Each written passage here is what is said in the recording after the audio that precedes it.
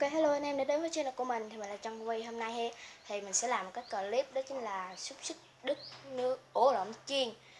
Mình sẽ chấm với tương ớt. Và đây mình có thêm mấy que đậu bắp nữa các bạn. Thế nào đó. Xúc xích Đức thì mình mua một bọc 10 cây có giá là 40.000. Và mình mua là 5.000 đậu bắp là được như đây. Ok, bây giờ mình sẽ bắt đầu chiên nha, let's go. Ok, thì mình đã bật lửa và bỏ dầu vô rồi nè các bạn. Bây giờ đợi dầu sôi rồi mình sẽ bỏ vô mình chiên. Thì có ơn mình chắc không biết lúc chiên mình quay được anh em xem không. Nếu quay được thì mình sẽ qua cho anh em xem nha. Nó sôi anh em. Bây giờ mình sẽ bỏ đậu bắp vô chiên trước.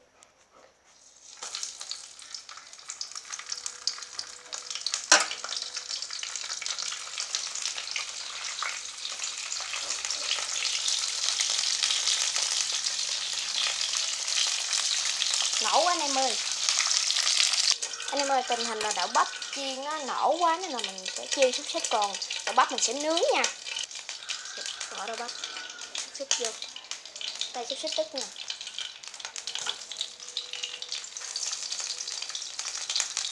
Quên cắt khía rồi anh em ơi. Ui, chiên 2 cây một lượt nha anh em.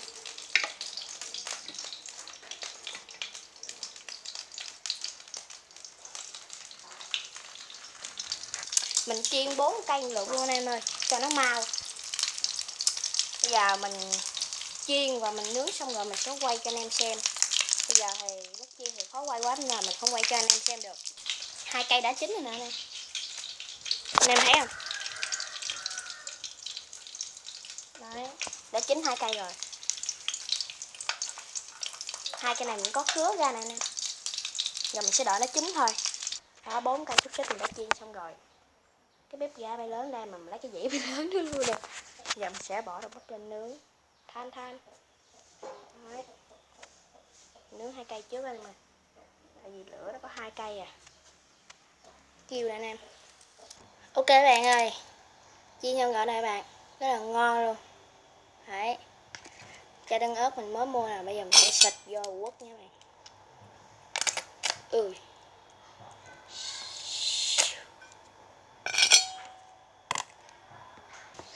Mình mới qua nè anh em, nó qua đúng thời điểm thì chứ đúng lúc ăn luôn. Chào các bạn đi. Chào các bạn. Nãy giờ nó chơi game Free Fire đó anh bạn. Đây nè, quất, xíu xích vô quất. Mình sẽ quất trước cây xích nha bạn. Đây, bạn thấy rõ không? Mở bạn nha. Đùa ba cái chấm này ớt dùm cho em.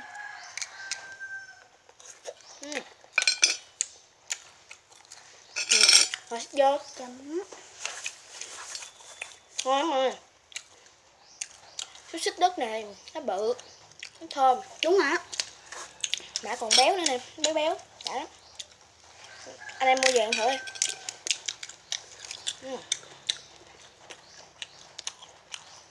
Giòn lắm nè. Hôm nay mình ngon. đỡ phong cảnh, ngồi sau nhà bếp luôn. Vỏ ngoài nó dai giòn nữa bạn, rất là ngon.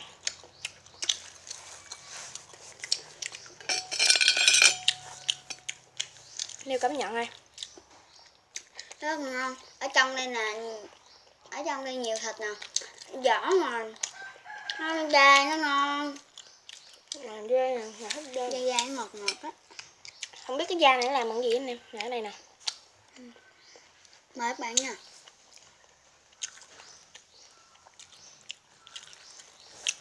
Rất là ngon luôn mọi người nha.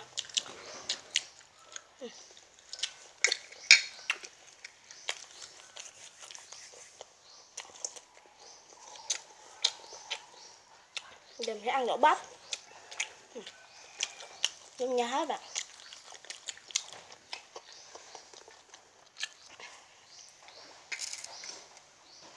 Giờ mình sẽ quất đậu bắp nha bạn. Đây. Đậu bắp nướng nè, không biết cảm giác sao đây. Có vẻ giống như chưa sống, còn hơi giòn nha. Mình để ra ngoài này luôn. Ăn lúc này ra Còn hơi giòn anh em, nó chưa chín lắm. Đây mời anh em nha. Mời các bạn nha. Ngon. Nhớt nè.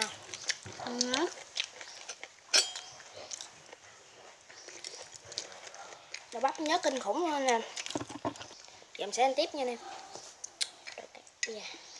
Nhỏ hơn. Nó cũng rất là ngon luôn. Đây. Khó xỉu quá. Khó chịu quá. Cỡ trơn á nè. Trơn.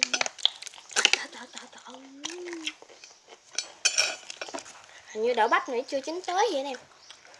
Mình chiên còn hơi sống. Có gì anh em thông cảm nha. Ngon.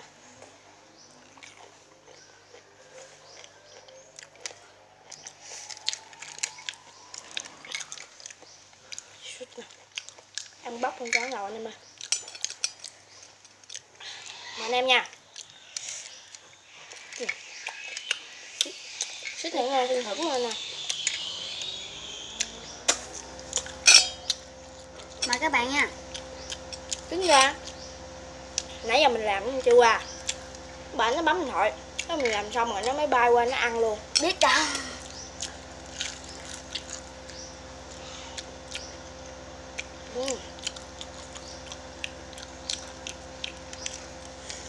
Nướng khác luôn em ơi.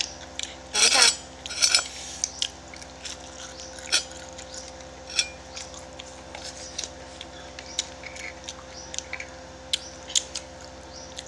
Anh em nhìn trong Đổ đây khác mà.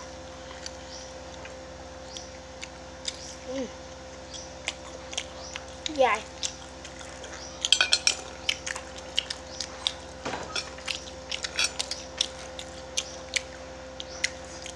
Hôm nay hình như camera nó trong hơn mấy bữa trước đúng không các bạn?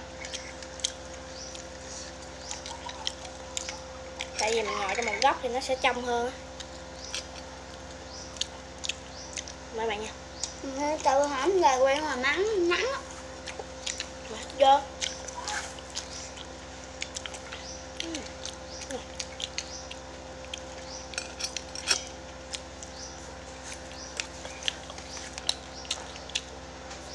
Em mình thích nước uống rồi nè. Tương ớt nó cay.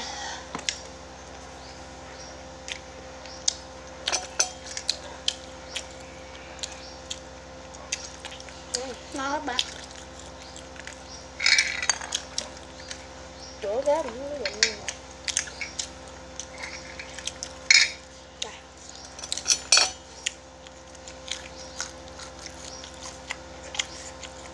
Để bắp nó chưa chín nữa. Lá sụt sụt anh em.